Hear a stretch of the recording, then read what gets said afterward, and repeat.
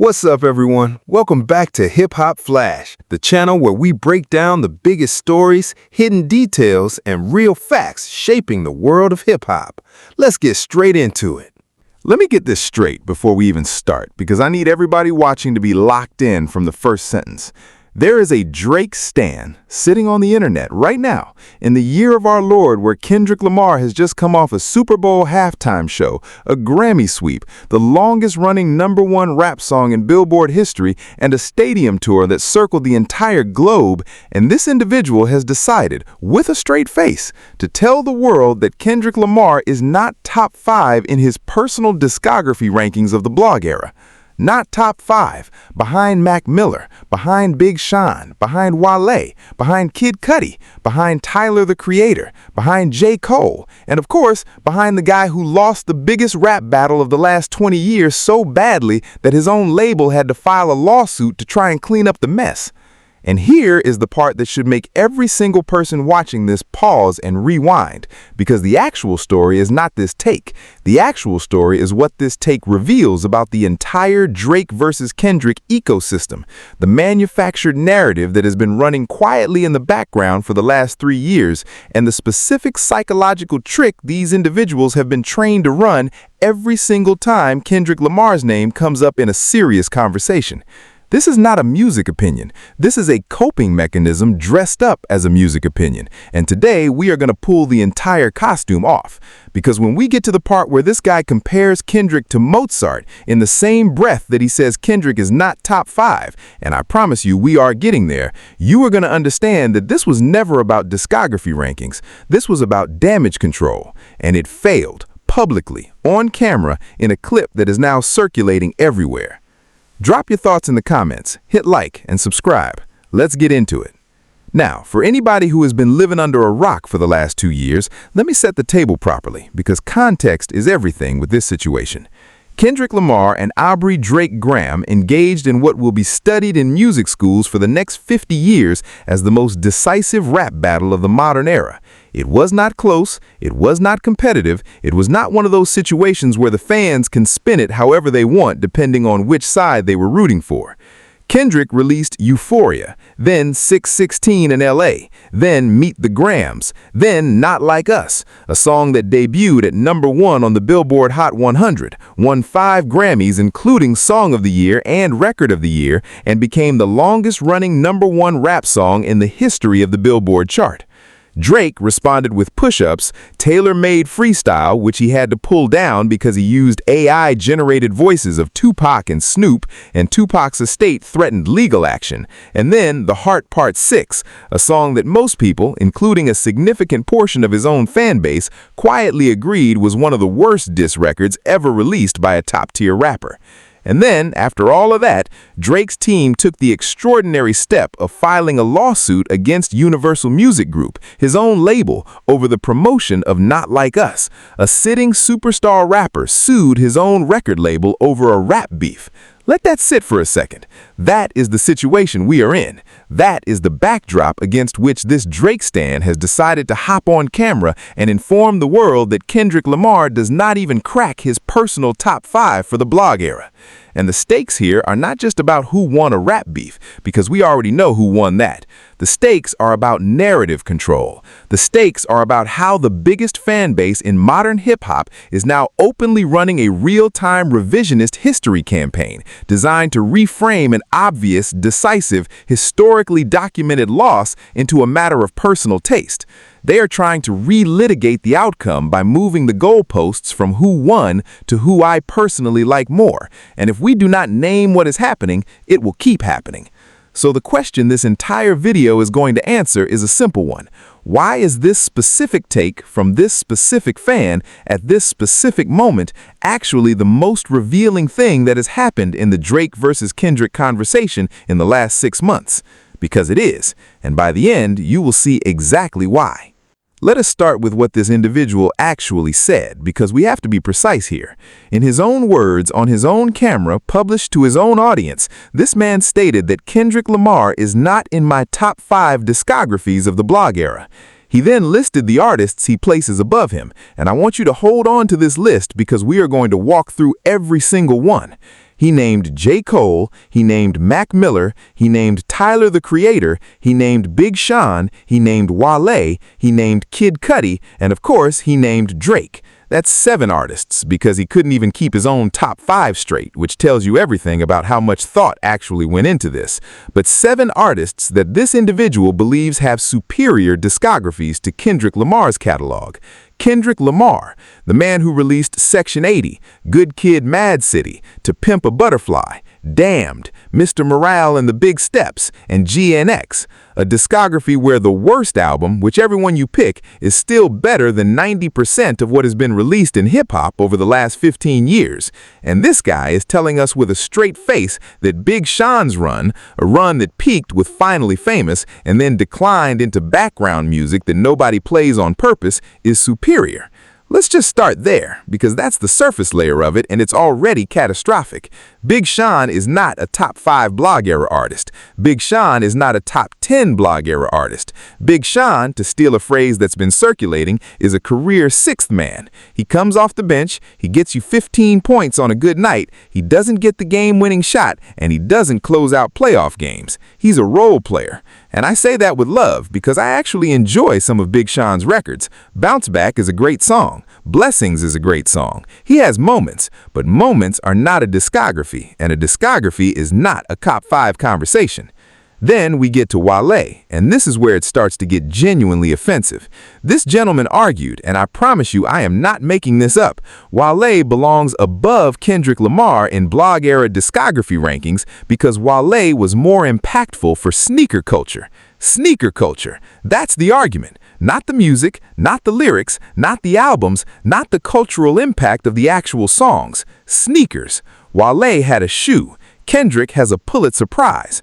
Wale had a collaboration with a footwear brand. Kendrick has the longest-running #1 rap song in the Billboard chart.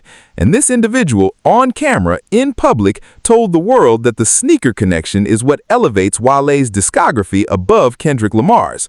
I want everybody who is watching this to just sit with that for 1 second, because if you weren't already convinced that this take was made in bad faith, that one sentence should close the case. Nobody genuinely believes Wale has a better discography than Kendrick Lamar. Nobody. Not Wale, not Wale's own mother, not the person who directed Wale's music videos, not a single human being on planet Earth. And yet, here we are. Then we get to Kid Cudi, and this is where it takes a turn into the genuinely emotional, because he said, and this is a direct quote, that Man on the Moon and Man on the Moon Volume 2 were life-changing. 2 Kid Cudi albums changed his life. And listen, I'm not going to sit here and dismiss Kid Cudi's cultural impact, because Cudi actually did something real for a specific generation of listeners who were dealing with mental health issues and needed a voice that reflected what they were going through. That is genuine. That is real. I respect Cudi for that. But life-changing is a very specific word, and when you use life-changing to describe 2 Kid Cudi albums in the same breath that you dismiss Kendrick Lamar's entire discography, a discography that includes To Pimp a Butterfly, an album that was cited in academic papers, taught in university courses, and referenced by sitting United States presidents, you have exposed yourself, because the standard is not the same. The standard is bending itself around your bias, and that is what I need everybody to see clearly. And oh, do I have more? Because we have not even gotten to the Mozart comparison yet. And when we do, the stands are really not going to like this one. Because this individual, in the middle of arguing that Kendrick Lamar is not top 5, decided to bring up Mozart as a comparison point. And what he said was so intellectually incoherent that I had to rewind the clip 3 separate times to make sure I heard it correctly. Stay with me here, because what is coming next is the moment the entire argument implodes on itself and reveals what this was really about the whole time. And I am telling you right now, once you hear it, you cannot unhear it. So here's what happened. In the middle of defending his take, this man decided to reach for a rhetorical shield, and the shield he grabbed was, and I quote, "Mozart is one of the greatest artists of all time. No one questions his skill level. He's just not in my top 5, and that's fair. The same goes for Kendrick." Now, I need every single person watching this to slow down and process what just happened, because this is the intellectual equivalent of a self-inflicted knockout. He just compared Kendrick Lamar to Mozart, Wolfgang Amadeus Mozart, the composer whose work is studied in every conservatory on the planet, whose compositions have survived for 250 years, whose name is synonymous with musical genius across every language and every culture on earth. That is the comparison he chose in the same sentence where he claimed Kendrick is not in his personal top 5. Do you understand how devastating that is to his own argument? He essentially said, this man is one of the greatest artists in the history of recorded music, on the level of the most celebrated composer in Western civilization, but I am going to rank him behind Wale because of sneakers. That is not a music opinion. That is a confession. He confessed on camera that Kendrick's greatness is not in question. He confessed that Kendrick belongs in the conversation with all-time historical figures. And then he tried to argue that this all-time historical figure does not deserve a top 5 slot in a genre where he has more Grammys than any hip-hop artist in history. The logical gap in that argument is not a gap, it is a canyon. You cannot bridge it. Nobody can, not even him. And then we get the cultural evidence, which is where it gets really interesting, because the reactions to this take across the hip-hop community have been almost unanimous, and not in the direction the Drake stans were hoping. Let us walk through what has actually been happening in the culture in response to this specific brand of Kendrick discourse.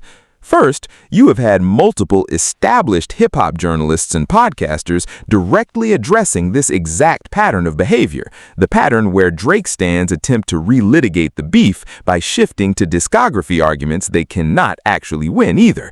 Every major hip-hop platform, from the Joe Budden podcast to $1 Million Worth of Game to New Rory and Mal, has at some point in the last 12 months addressed the phenomenon of Drake fans moving the goalposts. Second, you have had actual artists weighing in. LeBron James, arguably the most influential cultural figure who was also a public hip-hop fan, has been openly playing Not Like Us at his own events for over a year now. Steph Curry, DeMar DeRozan, and half the NBA have publicly endorsed Kendrick's run. If we're talking about cultural cosigns, that is not a small thing. That is the biggest athletes in the world telling you which side of history they're on. Third, and this is the one that really gets me, you have had the Drake camp's own responses to this beef essentially confirming the loss through their actions. Drake filed a legal action against Universal Music Group over Not Like Us. Think about that. If you had won a rap beef, or even if you had come out even, you don't file legal paperwork over the song your rival made about you. You laugh, you keep it moving, you make a better song. The lawsuit itself is a cultural confession. It's a real-world artifact that says this song hurts so badly that I need to involve lawyers. And the culture has read it that way. Every barbershop, every podcast, every group chat, every timeline, the read is the same. The lawsuit was the loudest concession speech in modern hip-hop history. Fourth, you have had a specific and telling silence from the Drake camp's own responses to this beef. Where are the OVO artists rallying to defend the discography argument? Where are the cosigns from actual rappers saying Drake's catalog is stronger than Kendrick's? They're not there, because even the people closest to the situation know what the truth is, and they are not willing to embarrass themselves publicly the way random Drake stans on the internet are. That silence is louder than any diss track. And I want to be fair here, because I am not one of those people who refuses to acknowledge counter-arguments. There is a version of this argument where somebody could genuinely say, look, I personally connect more with Drake's music, and that is a valid personal preference. That's a fine thing to say. I don't agree with it, but it's intellectually honest. What is not intellectually honest is dressing up personal preference as objective discography, and then trying to use terms like the blog era as if you're making a genre-wide judgment. The moment you invoke the blog era, you're inviting the objective comparison, and the objective comparison is not close. That is the trick these individuals keep trying to run, and it keeps failing. And yet they keep running it because they don't have any other play left. It's the last card in a deck that has been losing for 2 straight years. Now, here is where we have to shift gears completely, because if we stop at "this take is bad," we're missing the actual story. The actual story is not about one Drake fan on the internet. The actual story is about why this specific narrative is being pushed right now across multiple platforms and multiple voices, all singing from the same hymn sheet. And to understand that, we have to zoom out from the music entirely and look at the business machine that is running underneath all of this. Because what you are watching is not a fan debate. You are watching is the natural consequence of the biggest star in a record label's roster losing a public rap battle so decisively that the label itself now has a valuation problem. Let me walk you through what is actually happening at the industry level. Drake is signed to Universal Music Group through a distribution and label services arrangement that involves his OVO sound imprint. Universal Music Group is a publicly traded company. Publicly traded companies have shareholders. Shareholders care about asset valuation. When one of your top 3 global music assets, and Drake for years has been one of the top 3 most valuable music assets on the entire Universal roster, loses a public battle so badly that his catalog's cultural currency starts declining, that is not a fan problem. That is a shareholder problem. That is a valuation problem. That is the kind of problem that shows up in quarterly earnings calls and analyst reports. And when you have a valuation problem of that magnitude, you do not solve it by admitting the loss. You solve it by manufacturing a counter-narrative and pushing it through every channel you can influence. That is the first systemic angle you need to understand. The second systemic angle is the media ecosystem. There is a specific class of hip-hop media outlets, podcasts, and social media accounts that have very transparent relationships with the Drake camp. Some of these relationships are formal, sponsored content, paid promotion, exclusive interview access. Some of them are informal, personal friendships, mutual business interests, shared management. And what you have seen over the last 12 to 18 months is a coordinated effort across this network to reframe the narrative. Not to argue that Drake won the beef, that ship has sailed and everyone knows it, but to argue that the beef itself is not important, that Kendrick's catalog is overrated, that Drake's numbers speak for themselves, that the culture is being unfair. It is a coordinated media pressure campaign, and the individual fan we started this video talking about is not the origin of that campaign. He is a downstream product of it. He is repeating talking points that have been circulating in that ecosystem for months, and he doesn't even realize he's doing it. The third systemic angle, and this is the one that I think is the most important, is the streaming economy itself. Streaming has fundamentally changed how we measure success in hip-hop, and Drake has been the biggest beneficiary of that change. His entire business model is optimized for streaming, high volume of releases, playlist-friendly song lengths, algorithm-friendly features, wide genre pivots to capture different listener pools. That model produced enormous numbers for over a decade. But here's the thing about a business model built on streaming volume. It does not build cultural weight, it builds statistical weight. And when the culture actually gets asked to make a qualitative judgment, which is what a rap beef ultimately is, because a rap beef is a referendum on who the culture believes is the real one, the streaming numbers do not save you. Kendrick, whose entire career has been built on the opposite model, fewer releases, more artistic weight, deeper cultural investment per project, was always going to win a qualitative referendum. And the industry knew this. That is why they tried to prevent the beef from happening in the first place. And that is why they are scrambling now to manufacture a narrative that reframes the qualitative loss into a quantitative comparison the culture never actually asked for. When you put those 3 systemic angles together, the label valuation problem, the coordinated media response, and the streaming economy contradiction, what you are watching in this individual fan's take is not an isolated bad opinion. It is a symptom of a much larger structural problem that the Drake camp and its business partners have not yet figured out how to solve.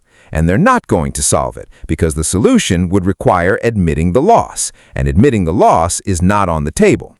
Which brings us to what I think is actually the most damaging thing to come out of this entire situation, and this is the truth bomb that nobody in the mainstream hip-hop media is willing to say out loud, so I'm going to say it here. What we are watching in real time is the collapse of the manufactured Drake mythology. And the reason it is collapsing is not because Kendrick Lamar attacked it, it's because it was never structurally sound in the first place. For over a decade, Drake was sold to the culture as the biggest rapper alive, and that title was built on a foundation of streaming numbers, chart performance, and a very sophisticated marketing operation that positioned him as culturally central, even when the culture itself was skeptical. Behind the scenes, allegedly, that mythology was reinforced through the same kinds of industry mechanisms that have always propped up favorite artists. Reportedly, aggressive playlisting deals, allegedly coordinated media coverage, and what multiple industry insiders have described as strategic use of features to attach Drake's name to whatever wave was already forming in the culture. And for a decade, it worked. It worked because nobody with the cultural authority to challenge it publicly stepped up to do so. Kendrick did. Kendrick, on Not Like Us, did what nobody else in hip-hop had been willing to do. He named the mechanism. He named the pattern. He named the specific behaviors that had been whispered about in the industry for years. And he did it on a song that became the biggest rap record of the decade. And once the mechanism was named, the mythology could not survive. That's the truth. That's the story. Everything else, the fan takes, the discography debates, the Mozart comparisons, the sneaker arguments, every single piece of it is downstream noise from the collapse of a mythology that was never structurally sound in the first place. And when I say this individual's take is not really about music, this is what I mean.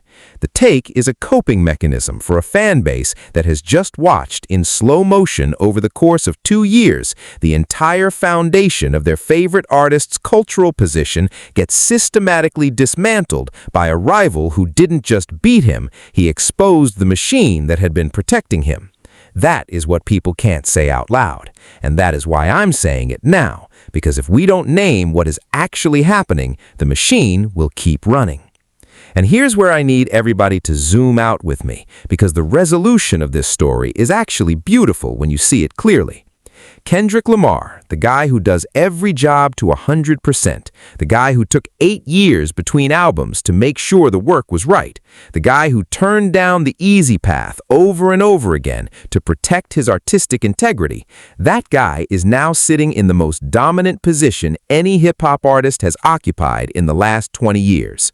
Multiple Grammys in a single night, the longest-running #1 rap song in Billboard history, a stadium tour that sold out globally, a Pulitzer Prize that he earned years before this beef even started. And he did it all and continues to do it all without ever needing to publicly beg for validation, without ever suing anybody, without ever filing legal paperwork over a rap song, and without ever losing his composure in public. He just kept working. He kept releasing. He kept letting the work speak. And now the work has spoken so loudly that even his fiercest opposition can't argue with the results. They can only try to shift the terms of the argument. And every time they do, they expose themselves further.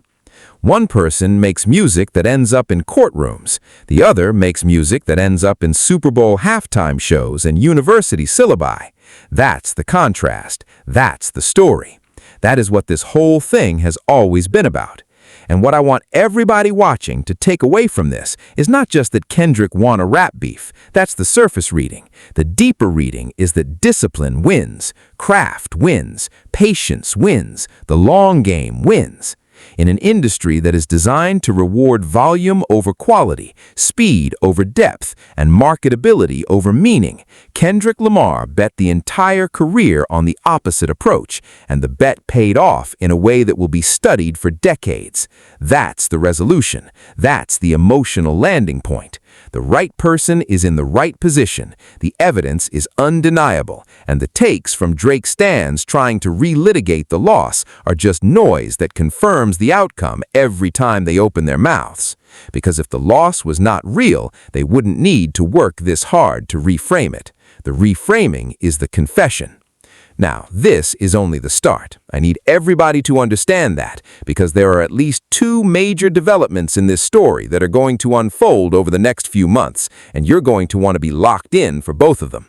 The first is the ongoing legal situation between Drake's camp and Universal Music Group.